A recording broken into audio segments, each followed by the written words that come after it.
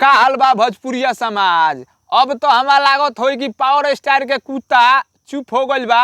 कैसे जबरदस्त हमार भाई रेलाई भइला, ओकरा बाद से हमार भाई अस्थिर भइल बा। फिर देखियो लो 2-4 महीना के बाद हमार भाई फिर जौन की उत्पन्न होई। कैसे एक हमार भाई पेशे हो गइल बा। जब तक हमार भाई खेसारी बाड़न तब तक एगो टीआरपी मिलता, आ खेसारी के एगो नाम नहीं खेलेत ये विशाला बा तो हमार भाई एगो टीआरपी उठे वाला नहीं खे। अपना गुरु पर अगर बोलता तो हमार भाई उतना पावर नहीं खे पावर स्टार के कि टीआरपी एक बढ़ा दिहन। वो के चलते हमार भाई खेसारी लाल यादव के आके ट्रोल करेला, आके हमार भाई रोस्ट करेला। ठीक हमार भाई 20-25 दिन के बाद हमार भाई उत्पन्न होकेला।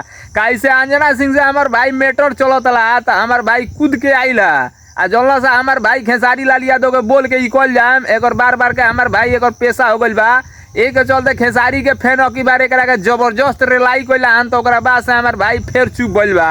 आ कुछ दिन के बाद आके हमार भाई फिर माफी मांगी, तू लो देख लियो लो वीडियो में माफी मांगी। ओकरा बाद से फिर कुछ दिन के बाद हमार भाई फिर वही अपना लतखोरई पे आ जाई। तो ये से हमार भाई हमार भाई एगो पालतू कुत्ता है, एक मेन जौन की मैनेजर बा ओकरा दम पर हमार भाई कूदता कूदल। अब हमार भाई बहुत जल्द एक शांतो होखेला बा। कैसे खेसारी के फैन हमार भाई एक टारगेट पर ले लेल बड़ा।